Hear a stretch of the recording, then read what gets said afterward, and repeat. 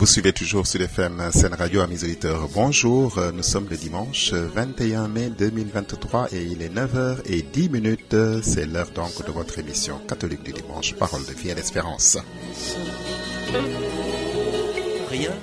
Parole de vie et d'espérance, amis auditeurs, en ce 7e dimanche de Pâques. Alors, vous aurez à la présentation de votre émission Georges Faye, à la partie technique Alassane Thioune. Quand viendra-t-il ton jour, mon Dieu? Et donc, en ce dimanche, 7e dimanche de Pâques, voici les textes que la liturgie nous propose. La première lecture est tirée du livre des Actes des Apôtres au chapitre 1, les versets 12 à 14. La deuxième lecture est tirée de la première lettre de Saint Pierre apôtre au chapitre 4, les versets 13 à 16. Et l'évangile de ce jour est de Saint Jean au chapitre 17, les versets 1 à 11. Vous avez donc là, amis auditeurs, les textes de ce 7e dimanche donc de Pâques, dernier dimanche d'ailleurs du temps de Pâques, puisque dimanche prochain, eh bien, l'Église va célébrer la Pentecôte.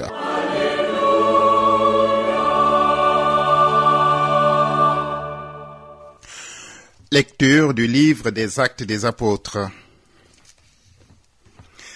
Les apôtres, après avoir vu Jésus s'en aller vers le ciel, retournèrent au mont des Oliviers à Jérusalem, qui n'est pas loin. La distance ne dépasse pas ce qui est permis le jour du sabbat. Arrivés dans la ville, ils montèrent à l'étage de la maison. C'est là qu'ils se tenaient tous. Pierre, Jean, Jacques et André, Philippe et Thomas, Barthélemy et Matthieu, Jacques, fils d'Alphée, Simon le Zélote et Jude, fils de Jacques. D'un seul cœur, ils participaient fidèlement à la prière, avec quelques femmes dont Marie, mère de Jésus, et avec ses frères. Voilà donc, amis auditeurs, le texte de la première lecture de ce 7e dimanche de Pâques. Alors, suivant l'ordre de Jésus, les apôtres retournent à Jérusalem. Le groupe se rend à la salle haute, littéralement où ils se tenaient habituellement. Cette salle fait penser à celle où s'est déroulée la scène. Ainsi, le lien est fait entre les derniers instants de Jésus avec ses disciples et le lieu où se réunit la communauté en attente de l'Esprit Saint. Cette communauté est rassemblée autour des 11. Matthias n'a pas encore remplacé Judas. Luc présente ce qui sera plusieurs fois explicité comme caractéristique de la première communauté, c'est-à-dire en fait le rassemblement autour des apôtres, l'unanimité, l'assiduité à la prière. À côté du groupe des 11, qui assure la continuité entre le temps de Jésus et le temps de l'Église, Luc, auteur du livre des Actes des Apôtres, mentionne un noyau élargi d'hommes et de femmes, disciples, ainsi que des membres de la famille de Jésus dont Marie. La première communauté ne se réduit donc pas aux apôtres, mais comprend ceux qui sont restés fidèles au Maître, en particulier les femmes énumérées en Luc chapitre 8, versets 2 à 3. Donc, c'est cela que nous voyons dans ce texte. Jésus vient tout juste de quitter ses disciples. La première phrase de notre texte d'aujourd'hui résume en quelques mots ce qui fut certainement une étape cruciale de la vie des premiers chrétiens. C'est-à-dire, nous l'appelons l'Ascension. Et c'est une fête que nous avons célébrée donc il y a 3 jours. Et après la passion, la mort, n'est-ce pas, de Jésus, sa résurrection, voilà, encore une fois, les disciples, on pourrait dire, orphelins. Mais cette fois-ci, c'est pour toujours, en tout cas, parce qu'ils ne verront plus physiquement Jésus, jusqu'à ce qu'il revienne à la fin des temps. Sa présence, elle sera toujours garantie Jésus leur dit bien, je suis avec vous tous les jours jusqu'à la fin des temps. Mais ce n'est plus une présence physique, véritablement. Du coup, les voici plus proches de nous, les apôtres. Et leur attitude pourrait guider notre attitude à nous. Alors, donc, respectant les consignes du Maître, de ne pas quitter Jérusalem, mais d'y attendre le don de l'Esprit Saint, eh bien, les disciples se rendent effectivement au mont des Oliviers. Il leur avait dit, vous allez recevoir une force quand le Saint-Esprit viendra sur vous. Vous serez alors mes témoins à Jérusalem, dans toute la Judée et la Samarie et jusqu'aux extrémités de la terre. Et donc, Luc raconte ce qui s'est passé ensuite. Après ces paroles, et tandis que les apôtres le regardaient, il se leva et une nuée vint le soustraire à leurs yeux. C'est cela que nous avons entendu le jour de l'Ascension, jeudi. Évidemment, les disciples ont respecté la consigne du Maître. Et nous ne nous étonnons donc pas de les trouver aussitôt à Jérusalem.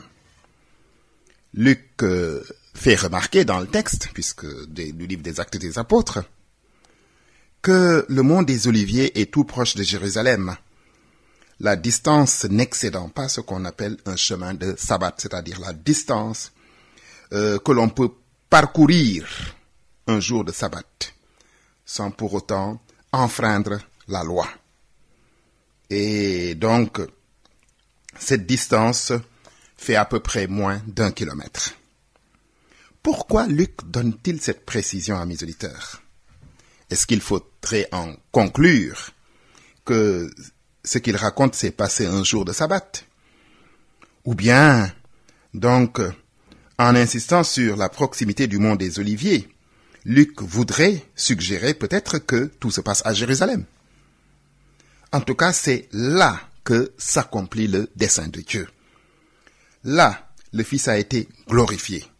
Là, il a été en fait renoué l'alliance entre Dieu et l'humanité, et là sera donné l'Esprit. Donc, on voit que c'est à Jérusalem que tout commence. C'est dans la ville sainte, donc, que commence la vie de l'Église naissante. L'Église est née, n'est-ce pas, à Jérusalem. La religion chrétienne est née à Jérusalem. Et Luc énumère ceux qui ont composé le groupe, les 11 disciples qu'on a nommés, plus quelques femmes, dont Marie. Donc, Marie, amis auditeurs, elle sera d'ailleurs présente le jour de la Pentecôte. Marie est une des fondatrices de l'Église. Marie est, avec les apôtres, fondatrice de l'Église. Et donc, là encore, les précisions ne sont certainement pas anecdotiques.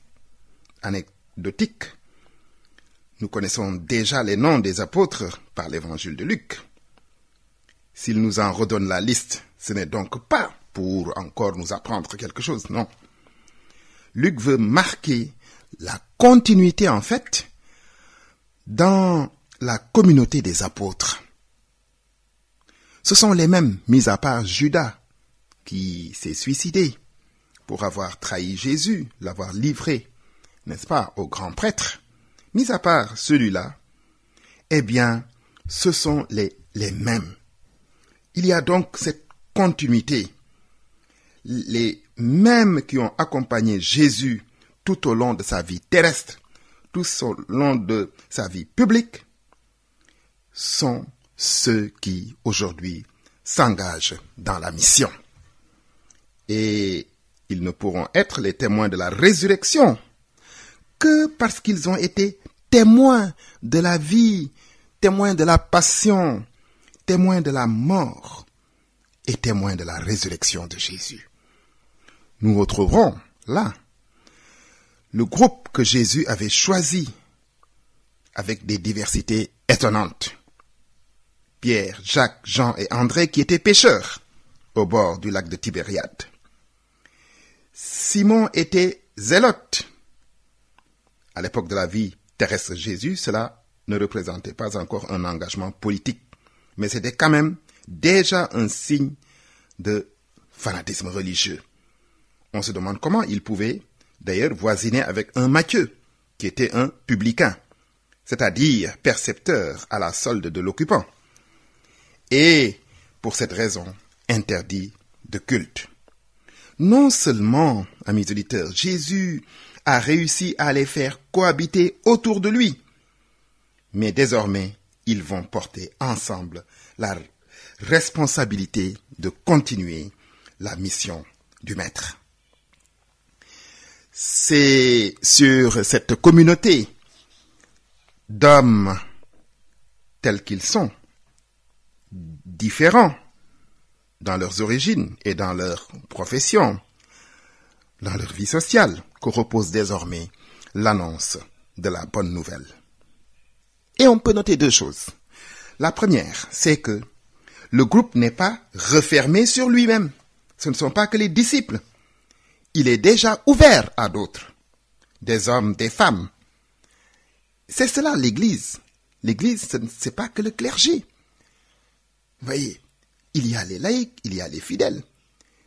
N'est-ce pas? L'Église est constituée de tous les chrétiens qui forment l'Église. La deuxième observation qu'on peut faire, c'est qu'ils commencent cette vie de l'Église dans la prière. Ils étaient assidus à la prière. Et le texte nous dit, d'un même cœur, ils étaient assidus à la prière. Et voilà peut-être bien le premier miracle des apôtres. Réussir, par-delà la diversité, réussir à faire l'unité. Et c'est ça aussi l'Église. C'est cette unité dans la diversité. Cette prière d'un seul cœur au moment où leur maître les quitte et où ils se retrouvent apparemment livrés à eux-mêmes et à leur diversité, qui aurait bien pu devenir des divergences, eh bien, cette prière va renforcer cette unité, va les fortifier et donc va leur donner les moyens, n'est-ce pas, de mener la mission. Alors, les apôtres ne prient donc pas pour obtenir que Jésus se fasse proche. Sa présence leur est acquise. Il leur a dit, je suis avec vous tous les jours jusqu'à la fin des temps. Ils prient pour se replonger dans la présence de Jésus. Et ce récit, amis auditeurs des Actes des Apôtres, devient alors pour nous une leçon d'espoir. Jésus est avec nous tous les jours. Sa présence nous est acquise, à nous aussi, et la puissance de l'Esprit Saint nous accompagne. Voilà pourquoi, n'est-ce pas, nous devons, n'est-ce pas, avoir toutes les audaces. C'est donc cela que nous enseigne ce texte, amis auditeurs, les débuts de l'Église après le départ de Jésus. L'unité malgré la diversité, l'assiduité à la prière, et surtout, n'est-ce pas, eh bien, cette promesse reçue du Maître de voir descendre sur eux le Saint-Esprit. Alors, je rappelle à mes auditeurs que vous continuez de suivre votre émission catholique du dimanche, Parole de vie et d'espérance, sur Sud FM. Évangile de Jésus-Christ selon Saint Jean. À l'heure où Jésus passait de ce monde à son Père, il leva les yeux au ciel et pria ainsi. Père, l'heure est venue. Glorifie ton Fils afin que le Fils te glorifie. Ainsi, comme tu lui as donné autorité sur tout être vivant, il donnera la vie éternelle à tous ceux que tu lui as donnés. Or, la vie éternelle, c'est de connaître celui que tu as envoyé, Jésus-Christ. Moi, je t'ai glorifié sur la terre en accomplissant l'œuvre que tu m'avais confiée. Toi, Père, glorifie-moi maintenant auprès de toi. Donne-moi la gloire que j'avais auprès de toi avant le commencement du monde. J'ai fait connaître ton nom aux hommes que tu as pris dans le monde pour me les donner. Ils étaient à toi, tu me les as donnés, et ils ont gardé fidèlement ta parole. Maintenant, ils ont reconnu que tout ce que tu m'as donné vient de toi. Car je leur ai donné les paroles que tu m'avais données. Ils les ont reçues. Ils ont vraiment reconnu que je suis venu d'auprès de toi, et ils ont cru que c'était toi qui m'avais envoyé.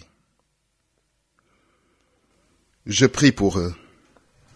Ce n'est pas pour le monde que je prie, mais pour ceux que tu m'as donnés. Ils sont à toi. Et tout ce qui est à toi est à moi, comme tout ce qui est à moi est à toi. Et je trouve ma gloire en eux. Désormais, je ne suis plus dans le monde. Eux, ils sont dans le monde. Et moi, je viens vers toi. Voilà donc, amis auditeurs, la page d'évangile de Saint Jean que la liturgie nous propose en ce 7e dimanche de Pâques. Et c'est la grande prière de Jésus que rapporte l'évangile selon Saint Jean. Et lui seul a tout de l'action de grâce où nous parlons communément de l'Eucharistie. Prononcez les yeux levés au ciel, comme dit le texte. Situé dans le temps où Jésus devait passer de ce monde à son Père, cette prière embrasse l'aujourd'hui de tous les temps. L'offrande est le rappel, anamnèse dans la messe, de l'heure du salut accompli conduisent à l'intercession. De la prière eucharistique, elle a également la structure dynamique. Tout vient du Père par le Fils et dans l'Esprit Saint. Tout remonte au Père dans l'Esprit par le Fils. Elle s'articule enfin autour de l'heure de Jésus, qui est celle de sa mort, celle de sa résurrection et celle de sa glorification à la droite du Père. C'est cela qu'englobe cette prière de Jésus, cette grande prière de Jésus, à l'heure où il devait passer de ce monde à son Père. Et tant que nous sommes sur cette terre, nous ne pouvons pas être témoins du grand dialogue d'amour du Fils avec le Père, puisque nous sommes sur cette terre. Cela, ça se passe au plus haut des cieux. Mais, avec ce récit de Saint Jean, nous entrons dans la prière de Jésus au moment où il va rejoindre son Père. Je viens vers toi, dit-il. Car c'est l'heure du grand passage. Jésus dit, Père, l'heure est venue. Cette heure, il en avait parlé à plusieurs reprises au cours de sa vie terrestre. Et cette heure qu'il semblait désirer, même si à l'heure de sa mort, de sa passion, il a voulu, ou il a donc eu son cœur plein d'angoisse. Cette heure décisive, amis auditeurs, cette heure est centrale dans toute l'histoire humaine. C'est l'heure que toute la création attend, comme on attend une naissance. Pourquoi? Eh bien parce que c'est l'heure de l'accomplissement du dessein de Dieu. Accomplissement total, accomplissement final du dessein de Dieu. Désormais, à partir de cette heure, plus rien ne sera comme avant. Et cette heure décisive, en elle, le mystère du Père va enfin être révélé au monde. C'est pourquoi Jésus emploie avec insistance le mot gloire, glorifier. La gloire d'une personne, au sens biblique, ce n'est pas sa célébrité ou sa reconnaissance par les autres. C'est sa valeur réelle. La gloire de Dieu, c'est donc Dieu lui-même qui se manifeste aux hommes dans tout l'éclat de sa sainteté. On peut remplacer d'ailleurs le verbe glorifier par le verbe manifester ici. La gloire de Dieu, c'est, n'est-ce pas, que tous les hommes le connaissent et l'aiment. En cette heure décisive donc, amis auditeurs, Dieu va être glorifié et manifesté en son Fils. Et les croyants vont connaître enfin le Père, entrer dans son intimité, cette intimité qui l'unit au Fils, n'est-ce pas? Et cette intimité que le Fils communique à toute la création, à tous les hommes. Désormais, ceux qui accueilleront cette révélation, ceux qui croiront en Jésus, accéderont à cette connaissance, n'est-ce pas, cette intimité du Père. Alors, ils entreront dans la vraie vie. La vie éternelle, c'est qu'ils te connaissent, toi, le seul vrai Dieu et celui que tu as envoyé, Jésus-Christ. Voilà ce que dit l'évangile de Jean. La vie éternelle, c'est qu'ils te connaissent, toi, le seul vrai Dieu et celui que tu as envoyé, Jésus-Christ. Voilà de la bouche même de Jésus une définition de la vie éternelle. C'est quoi la vie éternelle? La vie éternelle, nous dit Jésus, c'est que les hommes connaissent Dieu, l'adorent et reconnaissent qu'il a envoyé son Fils dans le monde pour la rédemption du monde. Jésus parle au présent et il décrit la vie éternelle comme une sorte d'état, l'état de ceux qui connaissent Dieu et le Christ. Nous vivons donc déjà de cette vie éternelle depuis notre baptême. S'agissant des disciples, Jésus dit, « Ils ont vraiment reconnu que je suis sorti de toi et ils ont cru que tu m'as envoyé. » En cette heure-là, une partie seulement de l'humanité a accueilli cette révélation.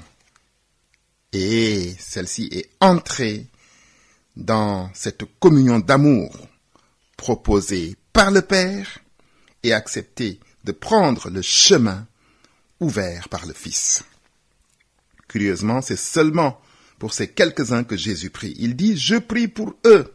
Ce n'est pas pour le monde que je prie, mais pour ceux que tu m'as donnés. » Donc Dieu attend notre collaboration pour son œuvre de salut. Dieu veut sauver tous les hommes, mais il respecte notre liberté. Il ne nous sauvera pas malgré nous, mais il nous sauvera parce que nous aurons collaboré à son œuvre de salut. C'est le mystère, en fait, amis auditeurs, des choix de Dieu qui se répètent. Comme le Père avait choisi Abraham pour lui révéler son grand projet, il a choisi certains membres de la lignée d'Abraham pour parachever la révélation de son mystère.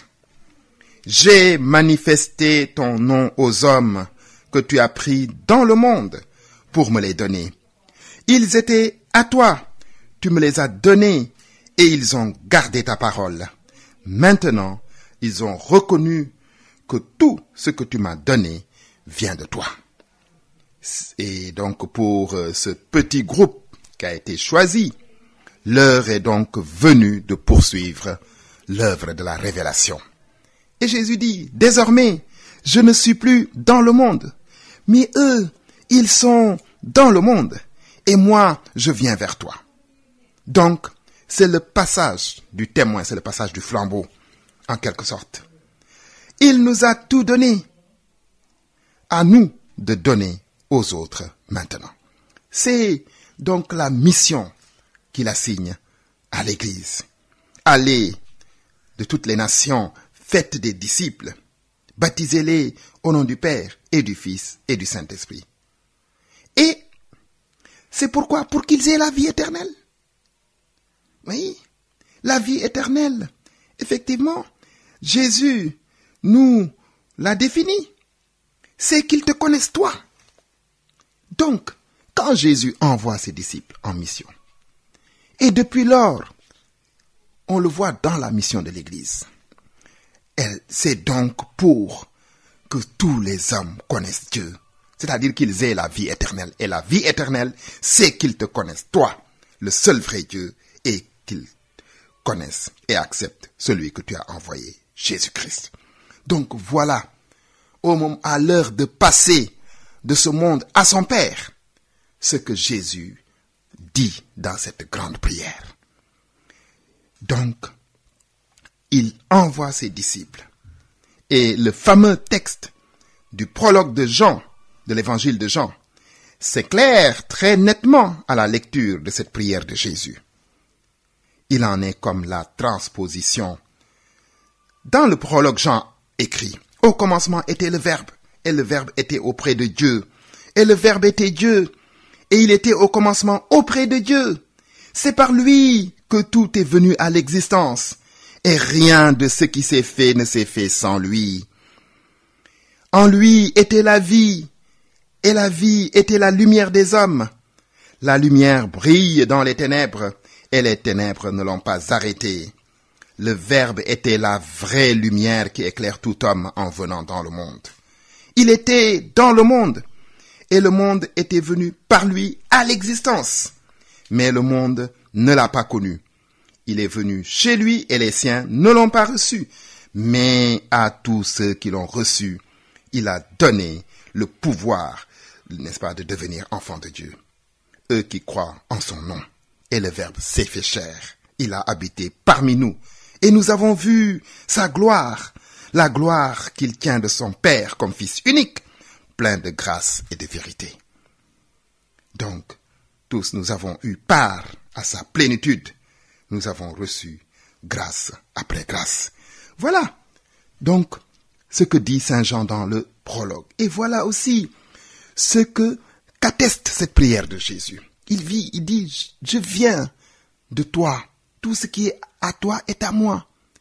Donc, tout a été créé par lui et pour lui. Donc, rien ne subsiste en dehors de lui. Cette prière, cette grande prière du Christ qui donne le coup d'envoi de la mission de l'Église. Les apôtres maintenant sont appelés à aller, puisque eux, ils sont dans le monde. Lui, Jésus, n'est plus de ce monde. Il regagne la place qui était la sienne bien avant, n'est-ce pas, le commencement du monde. Et il passe le témoin à ses disciples qui doivent maintenant, eux qui sont dans le monde, eh bien, faire en sorte que tous les hommes aient la vie éternelle. La vie éternelle, c'est de te connaître, toi, Père, et de connaître le Fils, Jésus-Christ. Je rappelle donc à mes auditeurs que vous continuez toujours de suivre Parole de vie et d'espérance en ce 7e dimanche de Pâques.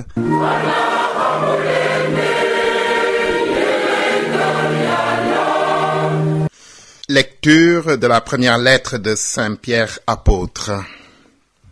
Mes bien-aimés, puisque vous communiez aux souffrances du Christ, réjouissez-vous, afin d'être dans la joie et l'allégresse quand sa gloire se révélera.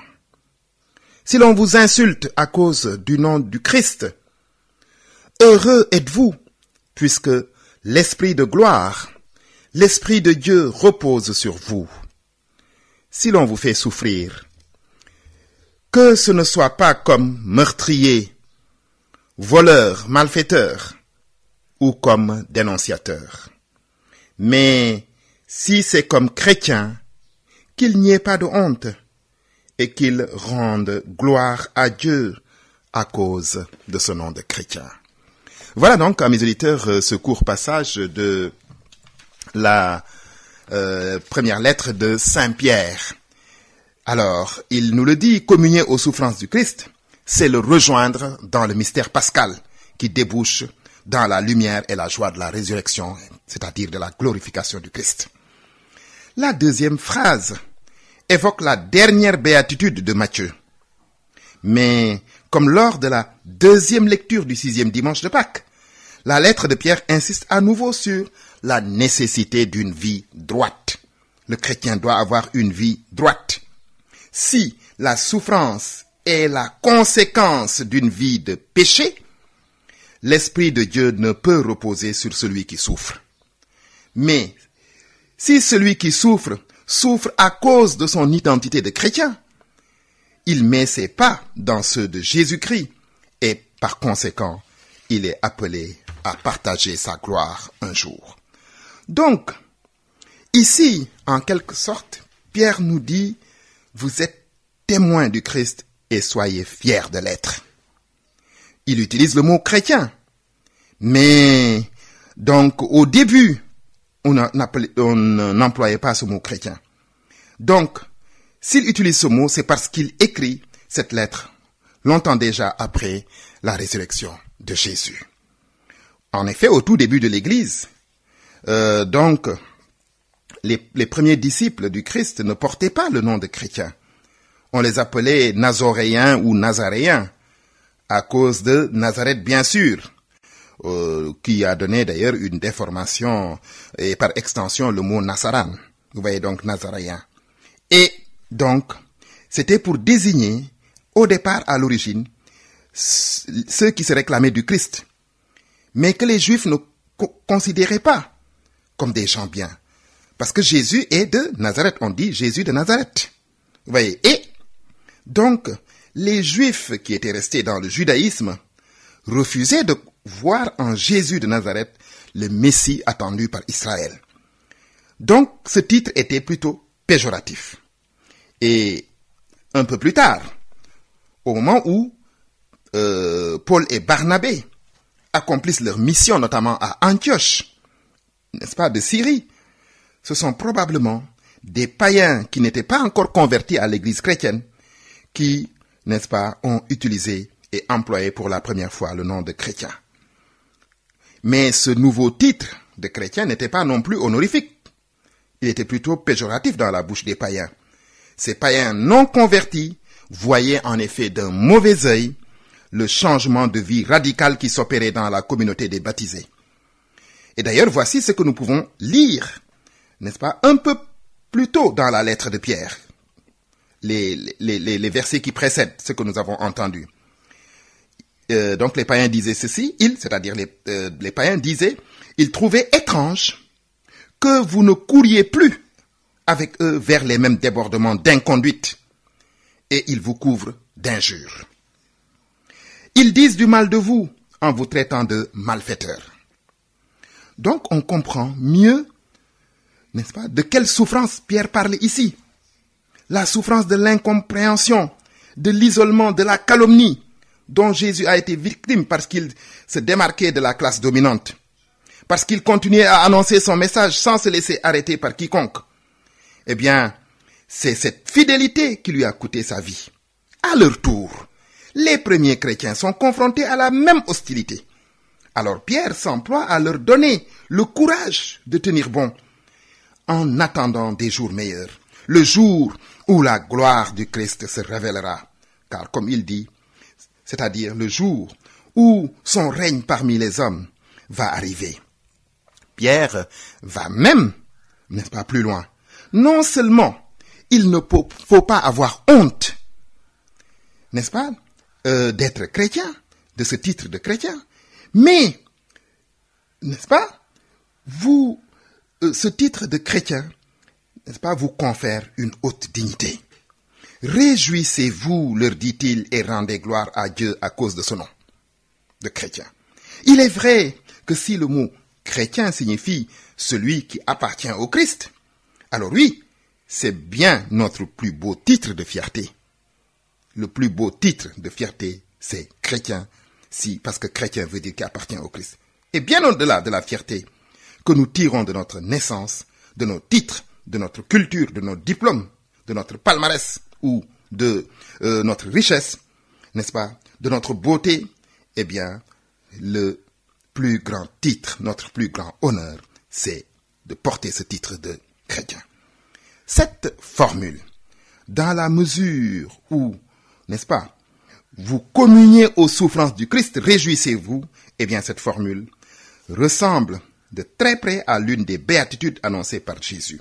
Heureux êtes-vous si l'on vous insulte, si l'on vous persécute et si l'on dit faussement toutes sortes de mal contre vous à cause de moi.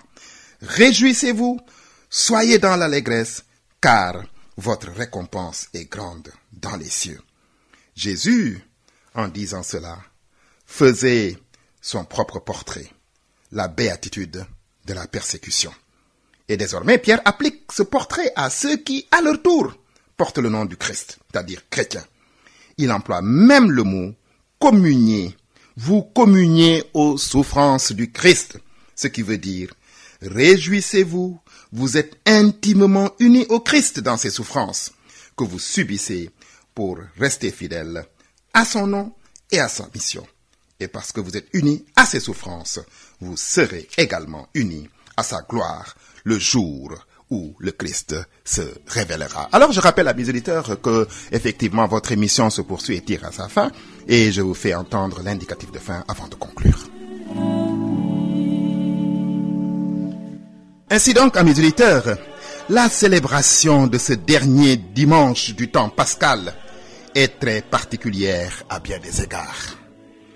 Après avoir compris que le Seigneur était retourné auprès du Père, les apôtres, quelques femmes dont Marie, mère de Jésus, et d'autres parents de Jésus, sont restés groupés dans une maison de Jérusalem. Assidus à la prière, ils attendaient le don de l'Esprit Saint promis par le Seigneur. Aujourd'hui, nous nous préparons au renouvellement de la grâce de la Pentecôte qui sera célébrée dimanche prochain. Cette similitude ne peut manquer de donner à notre assemblée dominicale un surcroît de recueillement et de ferveur. Dans toute liturgie, le Christ est là, présent et qui agit. C'est lui, le seul grand prêtre qui, par le ministère de l'Église, convoque et préside, n'est-ce pas, l'assemblée. C'est lui qui prie au milieu de nous, par son esprit répandu dans nos cœurs. L'évangile de ce dimanche le montre dans l'exercice de sa fonction sacerdotale. En effet, entouré de ses disciples, à l'heure où il allait les quitter, les yeux levés, il a prononcé une action de grâce adressée à son Père et prié pour ceux, n'est-ce pas, qu'il laissait dans le monde jusqu'à son retour.